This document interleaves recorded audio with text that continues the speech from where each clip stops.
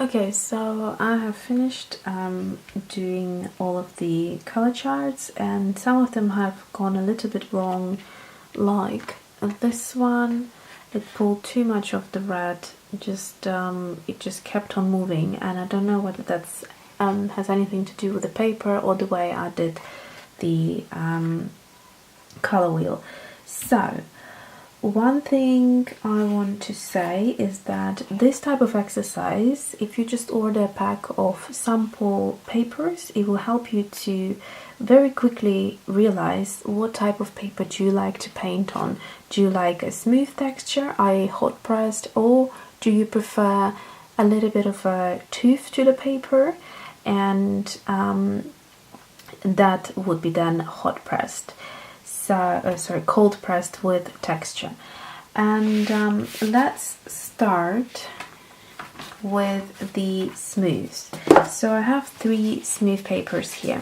So I have the Bockingford, the Sanders Waterford, and the Botanical Ultra Smooth. All of them are by Sand Couture's Mill. So all 3. This one doesn't say what color it is, but it looks like white. This one is, it says high white, and this one is white. So all 3 are 300 GSM. And the thing with the Bockingford, it's a mold made, and it doesn't give you any other information. It says acid-free and archival.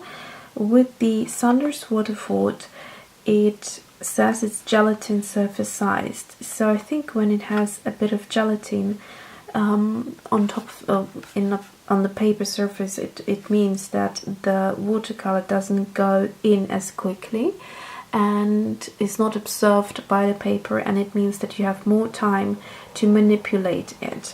That's how I understand the gelatin surface. And then there are, what else? So these are 100% cotton. This one doesn't say anything. This one is 50% cotton and surface sized. Yeah, so that's all the information it gives you. I have to say that the smooth papers have been my least favorite, and if I look at them, the smoothest out of all of them is the Botanical Ultra Smooth, then the Sanderson Waterford, and the one that has slight texture to it, but it's very, very slight. It still isn't a smooth. It's hot pressed, and this one is the Bockingford. So that is how the watercolor behaved. I have also gone ahead and wrote out the colors I have used by Schminke Horadam, in case you want to know. It's lemon yellow for yellow, scarlet red, magenta for pink, ultramarine finest for cold blue, and cerulean blue hue for warm blue. And in effect, you can see how the watercolors are behaving.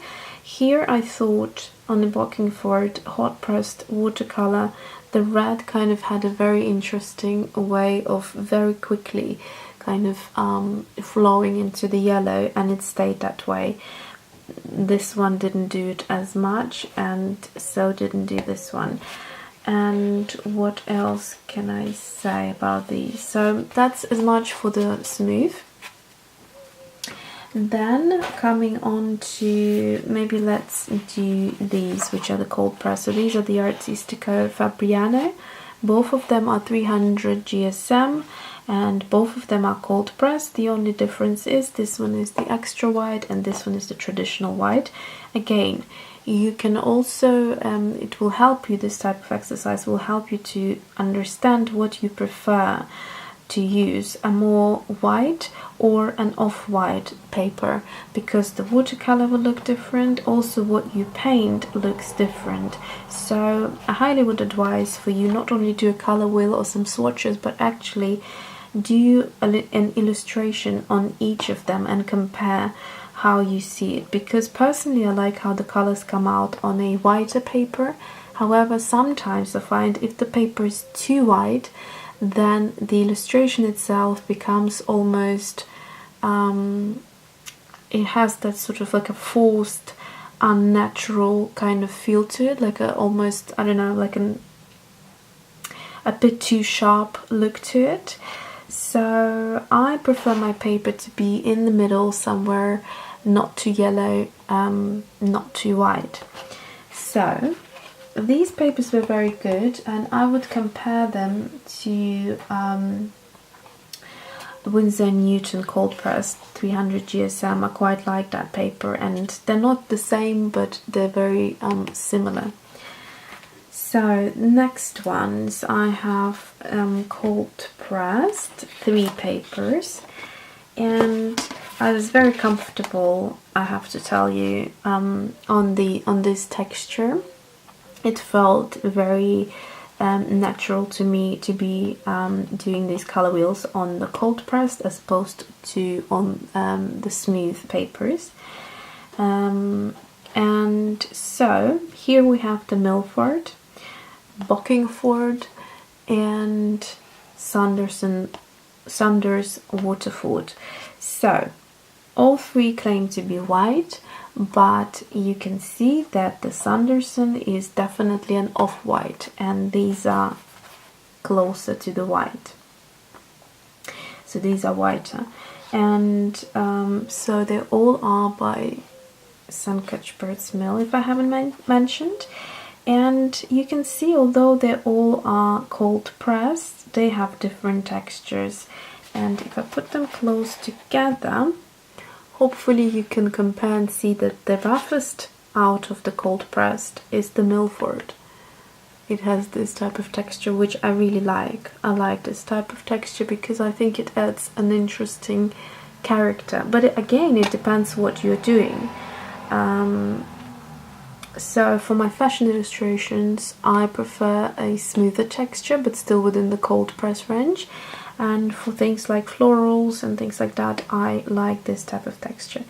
Again, looking at how the color behaved here, I had a more interesting, more kind of, I'd say flows, more interesting watercolor flow effects.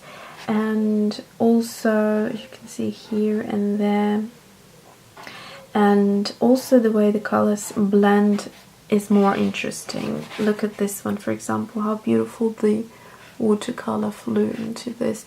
Compared to this, well, actually, let's compare it to this one.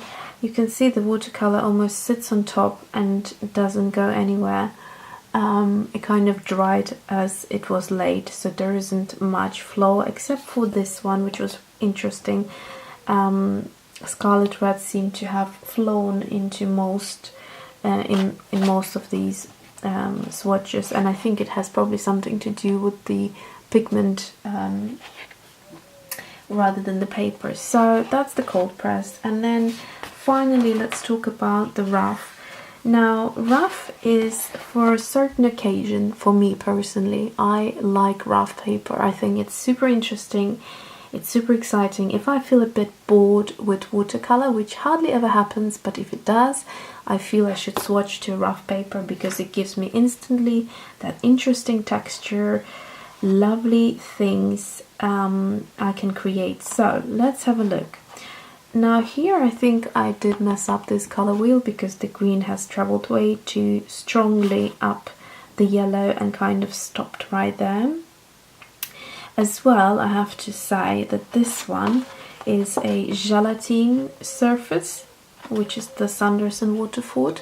So that means it has the same texture as, all of the Saunders and Waterford have the gelatine surface, which means, again, the surface is coated with that gelatine substance, and it makes the watercolor not be absorbed as quickly into the paper, and therefore it dries kind of as you put it. That creates that more even effect. So if you are into that type of thing, this is what you need. This is the type of paper you need to look out for to have gelatine surface. So it basically is quite even all over, the way it blends. There isn't much of the flow. You can see a little bit here and here, but for example the green just dried as it was. It didn't kind of migrate. However, if you compare it to the Bockingford, which is not gelatin surfaced, you can see side by side very different, and this is my personal choice because you get loads of amazing watercolor flows. I mean, look at this beauty. It's just so mesmerizing. Every color that flows into another creates this beautiful kind of connection, and yeah, it's just super pretty. Even here, hopefully you can pick up on the camera, it's ever so slight, but still there is a watercolor flow effect over here. So yeah, this is definitely preferred by me. Also, in terms of the watercolor, you get quite a bit of gathering here, and the way it has dried, it created that very intense, very deep kind of setting of the color, and lighter colors here, whereas here we have a very even watercolor distribution. So I hope this helped you to decide which kind of paper you would be interested to try. And yeah, do let me know in the comment box how you what papers you prefer to paint on. And yeah, I hope you enjoyed this video and you found it useful, and thanks for watching. See you soon.